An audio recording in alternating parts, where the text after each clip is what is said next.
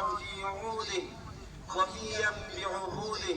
قال الله سبحانه: وإبراهيم الذي وفى، أي وفى لربه عز وجل بكل ما كلفه به.